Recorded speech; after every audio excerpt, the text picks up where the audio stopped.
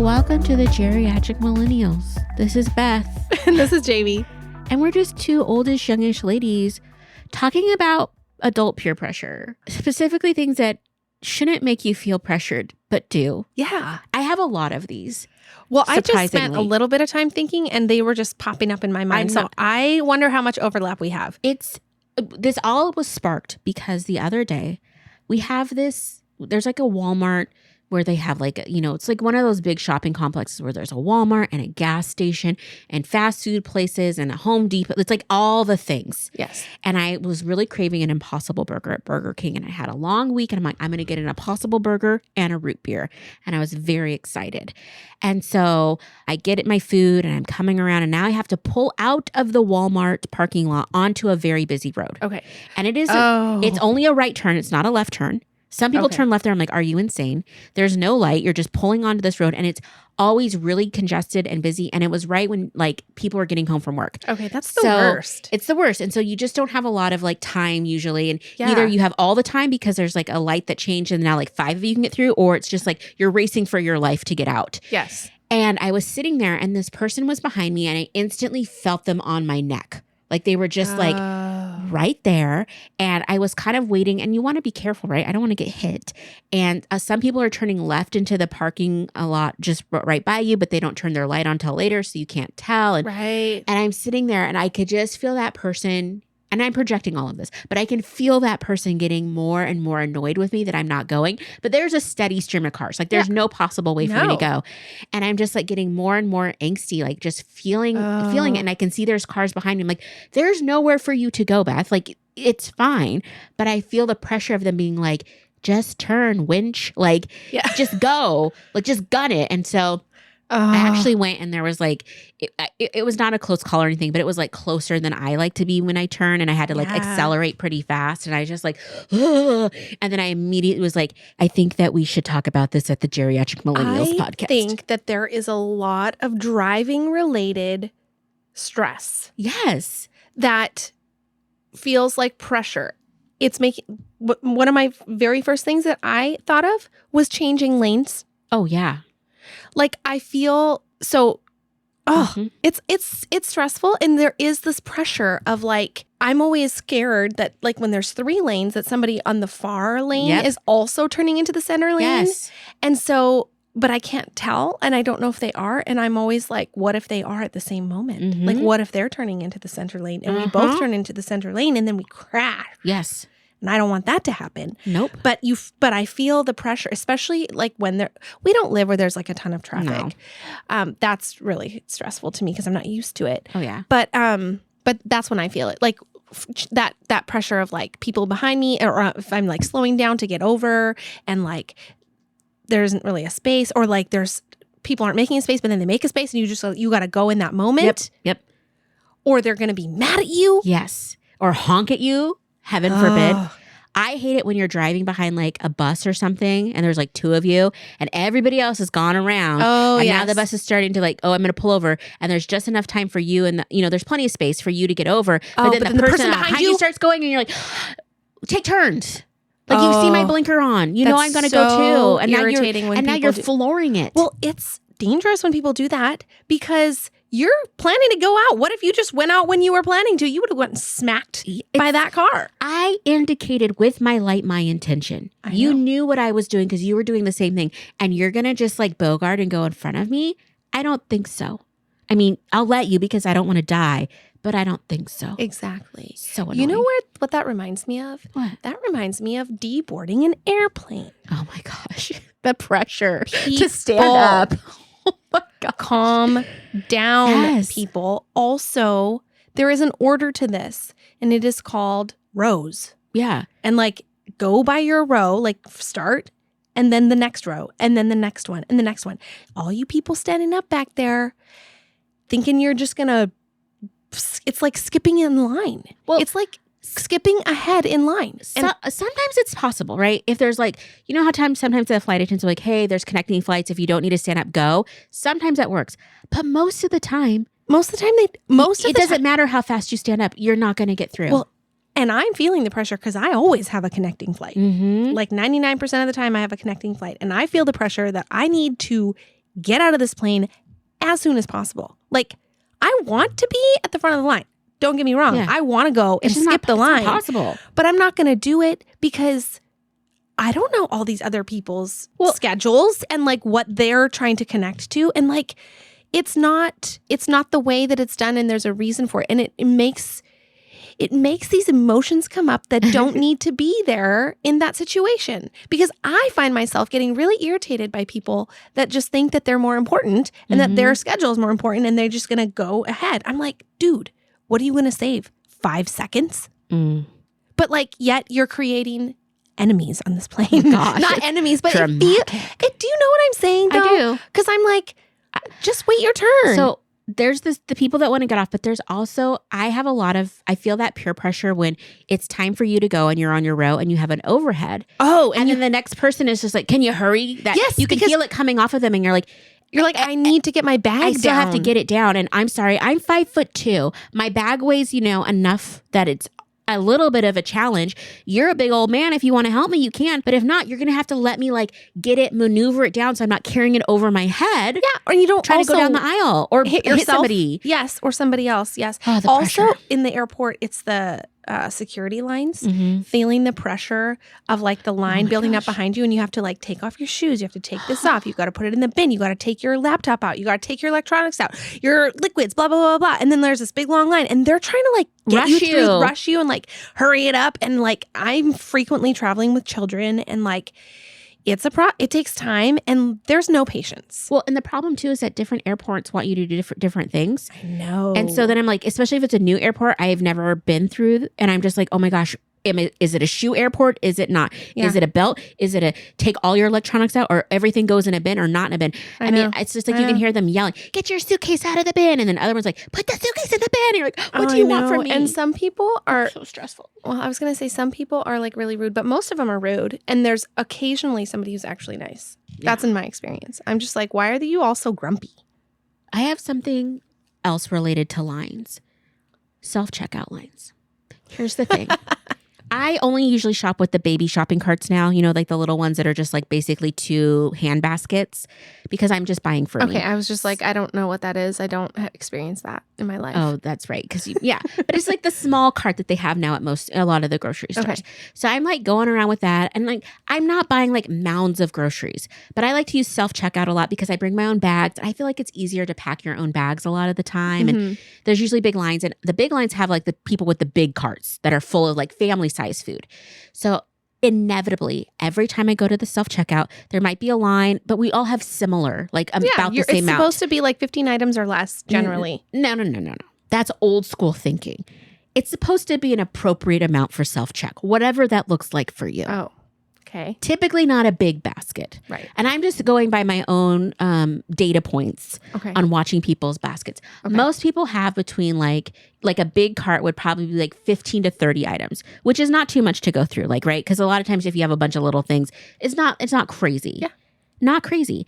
So I often times have like 10 to 30 items, which like 30 items, 10 of them are cat food. It's boop, boop, boop, done. Yeah. Every time I check out, it feels like everybody in front of me either has carts my size or bigger, and like, or there won't be very many spots. And so I'm like, I go to my spot, and then I turn around and look, and the line has jumped to 50 people. And each one of those people has one thing. 2 things. So now they're looking at me like I'm trash. What are you doing in this? Like, why aren't you in the real lines with the real checkers? This is for the people that just want to get in and out. And I'm like, no. It's how it used to be. You don't see any signs here saying how much I can check out.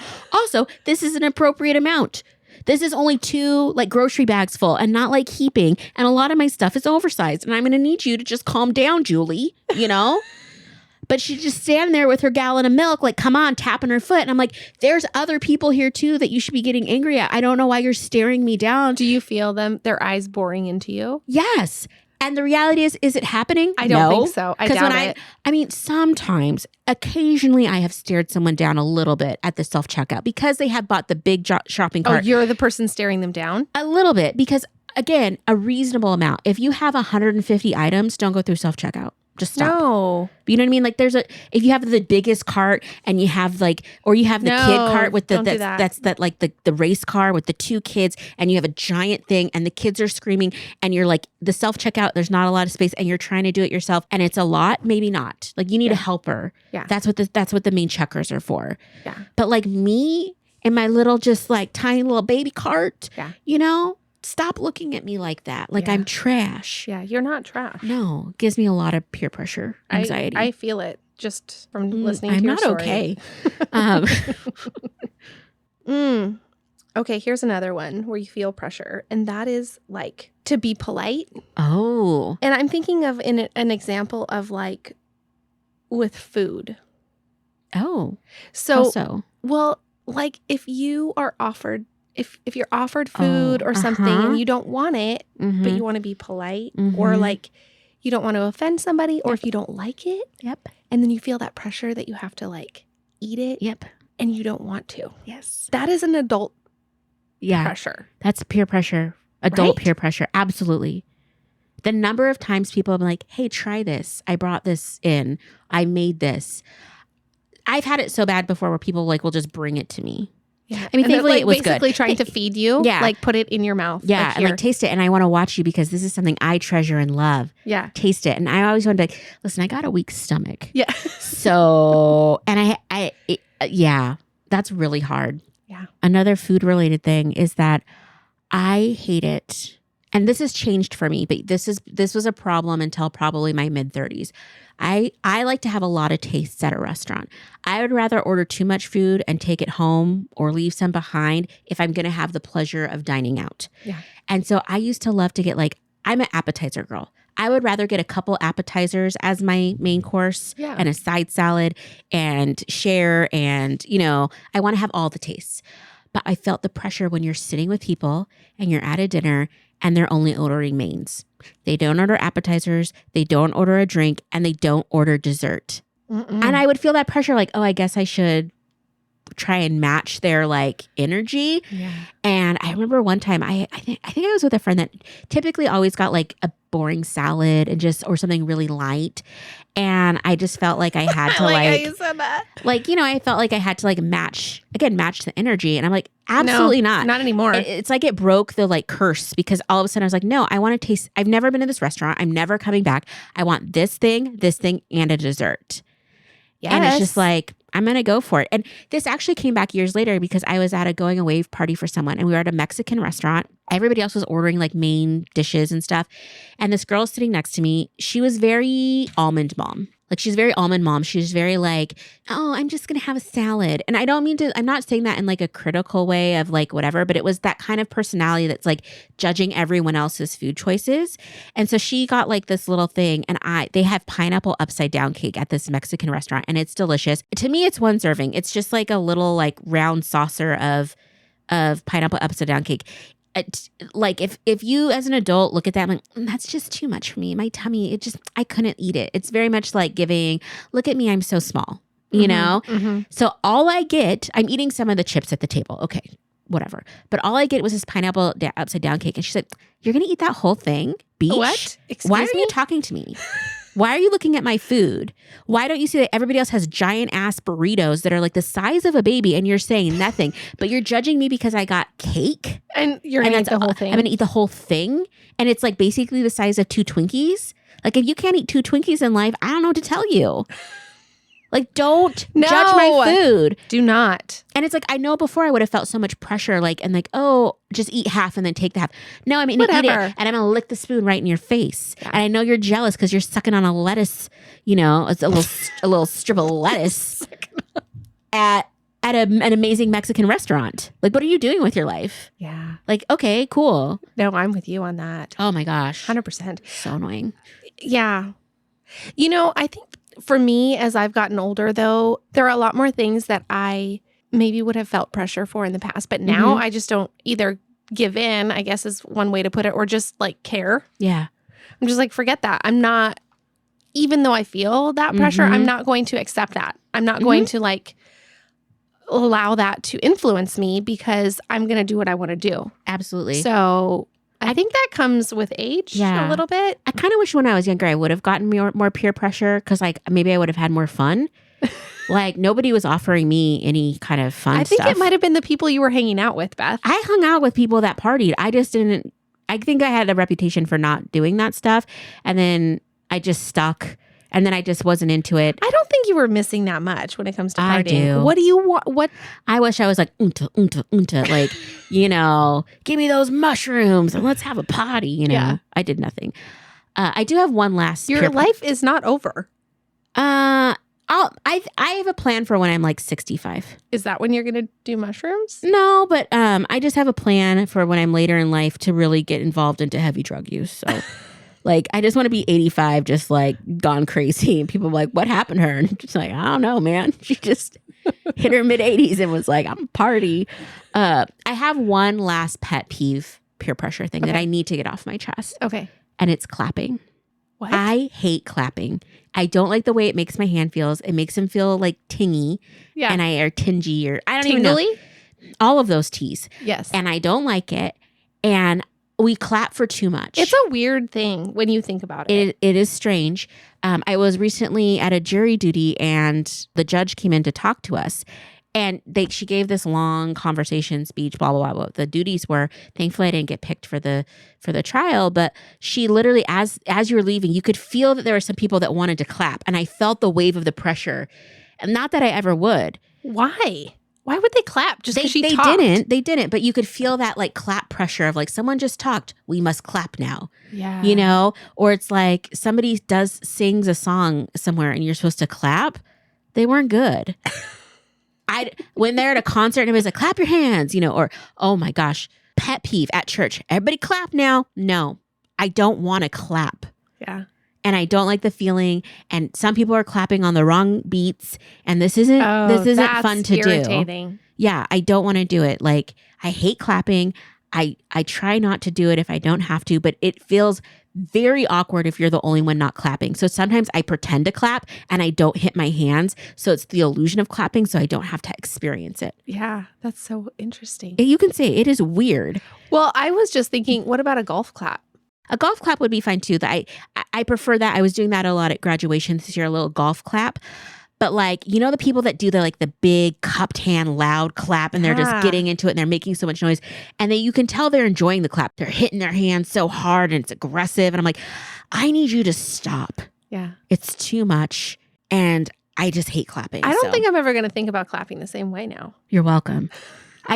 There's a wave of clap pressure that once you notice it, you can't get over it because it's just like, should I clap for the whatever thing that just happened? It's just very like, it's like a visceral like wave that comes across your body. Also, why do we clap though? That's a very strange thing to do. Like, why don't we do something like stomp or I don't know, convenience? Make like a weird noise like with our mouth. Like, why is it clapping? I don't know. I like the American Sign Language where you just like wave your hands, like you just wave your hands up like with jazz hands. I'm here for that because that's like quiet. It's not annoying.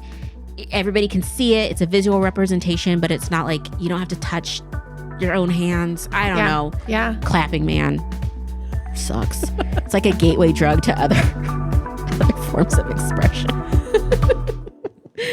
Hey, if you're enjoying this podcast and would like to support our show, you can share episodes with your friends and family, follow us on Instagram at the Geriatric Millennials, or leave us a positive review and rating, all which help us to grow. Our theme music was created by the Finley Ghost, so check out their latest album now. Thank you so much.